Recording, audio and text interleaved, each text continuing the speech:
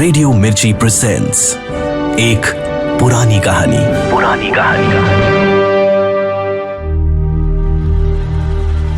अब सुनिए सादत हसन मंटो का अफसाना खुदा की कसम, प्रोड्यूस्ड बाय अंकित शर्मा और आवाज है रवीश कुमार की।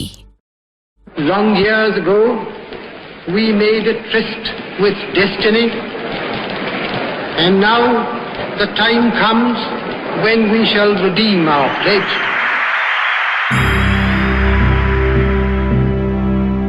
पहला कर्तव्य, पहला फर्ज किसी मुल्क के लिए, किसी कौम के लिए क्या होता है?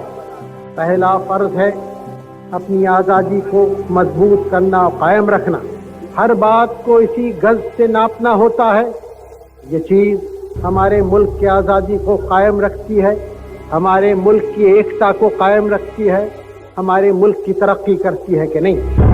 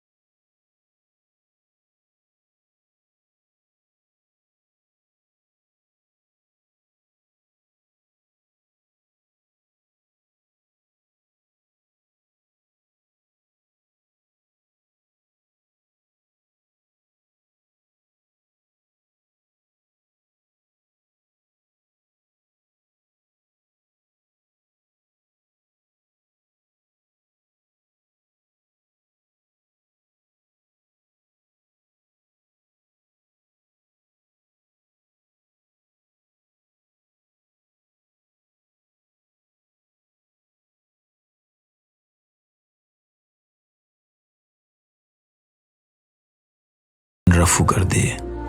कुछ समझ में नहीं आ रहा था, लेकिन उन वॉलंटियर्स की जद्दोजहद फिर भी काबिल कद्र मालूम होती थी। उनको सैकड़ों दुश्वारियों का सामना करना पड़ता था। हजारों बखेड़े थे जो उन्हें उठाने पड़ते थे, क्योंकि जिन्होंने औरतों और लड़कियां उठाई थीं, पारे की तरह इधर से उधर उठना पड़ता था।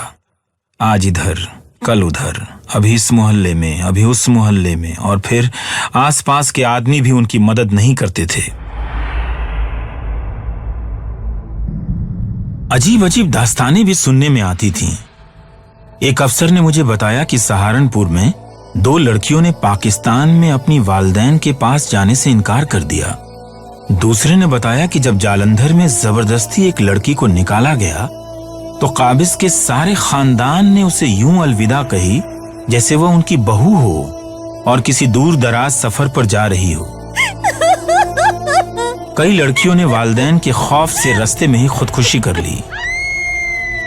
बाद सदमों को बर्दाश्त न कर पाने की वजह से वो पागल हो चुकी थीं। कुछ ऐसी भी थीं जिनको शराब की लत पड़ चुकी थी। पानी नहीं चाहिए। उनको प्यास लगती थी तो पानी के बजाय शराब मांगती और नंगी नंगी गालियां बकती। मैं उन बरामद की हुई लड़कियों और औरतों के मुतालिक सोचता तो मेरे जहन में सिर्फ फूले हुए पेट उभरते। इन पेटों का क्या होगा? इनमें जो कुछ भरा है उसका मालिक कौन है? पाकिस्तान या हिंदुस्तान? और वो 9 महीने का बोझ उठाना, उसकी मजदूरी पाकिस्तान अदा करेगा या हिंदुस्तान? क्या यह सब जालिम फितरत के बही खाते में दर्ज होगा? क्या बही खाते का कोई पैरा खाली रह गया है?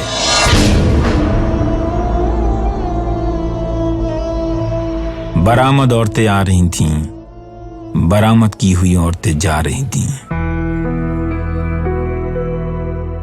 मैं सोचता था कि ये औरतें अगवा की हुई क्यों कहलाई जाती हैं? इन्हें अगवा कब किया गया है? अगवा तो एक बड़ा रोमांटिक फलसफा है जिसमें मर्द और औरत दोनों शरीक होते हैं।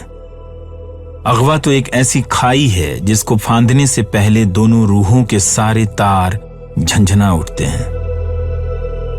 लेकिन यह कैसा अगवा है कि एक निहत्थी को पकड़कर कोठड़ी में कैद कर लिया? वो जमाना ऐसा था कि तर्क, दलील और फलसफा सब बेकार की चीजें थीं। उन दिनों जिस तरह से लोग गर्मियों में भी दरवाजे और खिड़कियां बंद करके सोते थे, उसकी तरह मैंने भी अपने दिलो दिमाग की सब खिड़कियां और दरवाजे बंद कर दिए थे। हालांकि उन्हें खुला रखने की ज्यादा जरूरत उसी वक्त थी, लेकिन मैं क्या करता? मुझे कुछ सूझता ही नहीं था। बरामद की हुई औरतें आ रही थीं, बरामद की हुई औरतें जा रही थीं।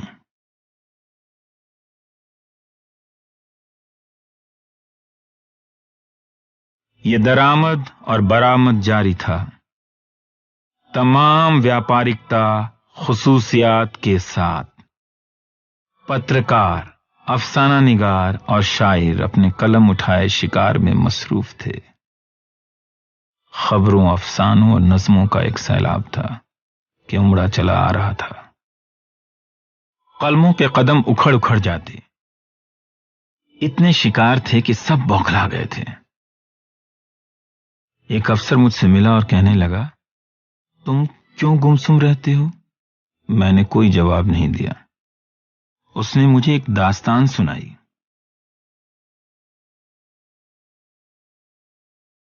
अगवा की गई औरतों की तलाश में हम मारे मारे फिरते हैं, एक शहर से दूसरे शहर, एक गांव से दूसरे गांव, फिर तीसरे गांव, फिर चौथे, गली गली, मोहल्ले मोहल्ले, कूचे कूचे, बड़ी मुश्किलों से वो मोती हाथ आता है। तुम्हें मालूम नहीं हमें कितनी दिक्कतों का सामना करना पड़ता है। खैर, मैं तुम्हें एक बात बताने वाला था। हम बॉर्डर के उस पार सैकड़ों फेरे कर चुके हैं। अजीब बात है कि मैंने हर फेरे में एक बुढ़िया को देखा, एक मुसलमान बुढ़िया को, अधेड़ उम्र की मुसलमान बुढ़िया। पहली मर्तबा मैंने उसे जालंधर की बस्तियों में देखा, परेशान हाल, दिमाग वीरान वीरान, आंखें, गर्द से अटे हुए बाल, फटे हुए कपड़े। उसे तन का होश था न मन का, लेकिन उसकी निगाहों से साफ जाहिर था कि किसी को ढूंढ रही है। मुझे सब बहन ने बताया कि यह औरत सदमे के बायस पागल हो गई है। पटियाला की रहने वाली है, अपनी इकलौती लड़की से बिछुड़ गई है। हमने बड़े जतन किए हैं इसकी लड़की को ढूंढने के लिए, मगर नाकाम रहे। गालिबन बलवों में मारी गई है, मगर बुढ़िया मानती नहीं है। दूसरी मर्तबा मैंने उस पगली बुढ़िया को सहारनपुर की लॉरियों के अड्डे पर देखा। उसकी हालत पहले से कहीं ज्यादा बदतर और खस्ता थी। उसके होठों पर पपड़ियां जमी थीं, बाल साधुओं के से हो गए थे। मैंने उससे बात करने की कोशिश की और चाहा कि वो अपनी तलाश छोड़ दे। मैंने इस गरज से बहुत संगदिल बनकर उससे कहा, माई, तेरी लड़की कत्ल कर दी गई थी। पगली ने मेरी तरफ देखा। कत्ल? नहीं। उसके लहजे में फौलादी यकीन पैदा हो गया। उसे कोई कत्ल नहीं कर सकता। मेरे बेटी को कोई कत्ल नहीं कर सकता। और वो चली गई, कोई कत्ल नहीं कर सकता, अपनी बेटी की तलाश में। मैंने सोचा एक मुसलसल और मोहम तलाश, लेकिन पगली को क्यों इतना यकीन था कि उसकी बेटी पर कोई कृपाण नहीं उठ सकती, कोई तेज धार या कुंद छुरा उसकी गर्दन की तरफ नहीं बढ़ सकता। ममता नाकाबिले बयान यकीन होती है, तो क्या वो अपनी ममता ढूंढ रही थी? भाग भरी। तीसरे फेरे पर मैंने उसे फिर देखा। एक कप चाय बना दे। अब वह बिल्कुल चीथड़ों में थी, करीब करीब नंगी। मैंने उसे कपड़े दिए मगर उसने कबूल न किए। मैंने उससे कहा, माई मैं सच कहता हूं, तेरी लड़की पटियाले ही में कत्ल कर दी गई थी। उसने फिर उसी फौलादी यकीन के साथ कहा, मेरी बेटी को कोई कत्ल नहीं कर सकता, मेरी बेटी को कोई कत्ल नहीं कर सकता। मैंने अपनी बात मनवाने की खातिर कहा, नहीं मैं सच कहता हूं। काफी खाक छान ली तुमने, काफी रो पीट लिया तुमने। चलो मेरे साथ, मैं तुम्हें पाकिस्तान ले चलूंगा। तो झूठ कहता है। उसने जैसे मेरी बात ना सुनी हो और बड़बड़ाने लगी। झूठ कहता है। बड़बड़ाते हुए एकदम चौंकी। अब उसके लहजे में फौलाद से भी ठोस यकीन था। नहीं, मेरी बेटी को कोई कत्ल नहीं कर सकता। मैंने पूछा, क्यों कत्ल नहीं कर सकता? बुढ़िया ने हौले हौले कहा, वो खूबसूरत है, इतनी खूबसूरत है कि उसे कोई कत्ल नहीं कर सकता। उसे तो कोई तमाचा तक नहीं मार सकता। मैं सोचने लगा, क्या वो वाकई इतनी खूबसूरत थी कि हर माँ की आंखों में उसकी औलाद चंदे आफताब चंदे महाताब होती है। लेकिन हो सकता है वो लड़की वाकई खूबसूरत हो, मगर इस तूफान में कौन सी खूबसूरती है जो इंसान के खुरदुरे हाथों से बची है? पर फरार के लाखों रास्ते हैं। दुख एक ऐसा चौक है जो अपने इर्द गिर्द लाखों बल्कि करोड़ों सड़कों का जाल बुन देता है। बॉर्डर के उस पार कई फेरे हुए और हर बार मैंने उस पगली को देखा। अब वो हड्डियों का ढांचा रह गई थी, बीनाई कमजोर हो चुकी थी, टटोल कर चलती थी। उसकी तलाश जारी थी बड़ी जोर शोर से। उसका यकीन उसी तरह पक्का कि उसकी बेटी जिंदा है, इसलिए कि उसे कोई मार नहीं सकता। सब बहन ने मुझसे कहा कि इस औरत से बहस करना फजूल है, इसका दिमाग चल चुका है। बेहतर यही है कि तुम इसे पाकिस्तान ले जाओ और पागल खाने में दाखिल करा दो। मैंने मुनासिब ना समझा। मैं उसकी तलाश, जो उसकी जिंदगी का वाहिद सहारा थी, उससे छीनना नहीं चाहता था।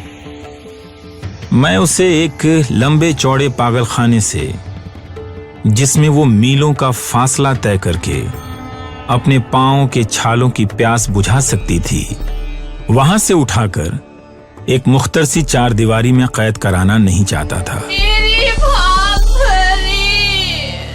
आखिरी बार मैंने उसे अमृतसर में देखा। मेरी भाग भरी। उसकी शिकस्ता हाली का यह आलम था कि मेरी आंखों में आंसू आ गए। भाग भरी।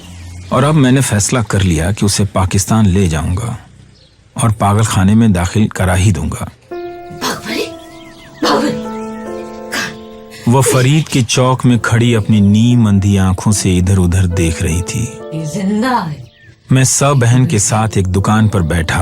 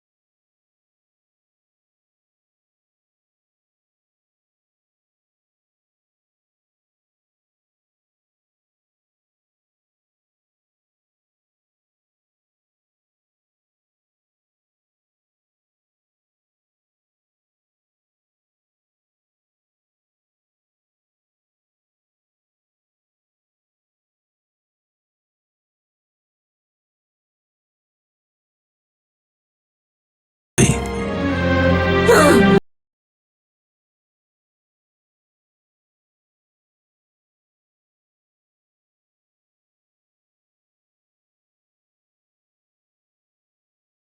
ये कहानी सिर्फ अपनों के खोने की नहीं है, ये कहानी अपनों की आंखों में जिंदा रहकर भी खो जाने की है।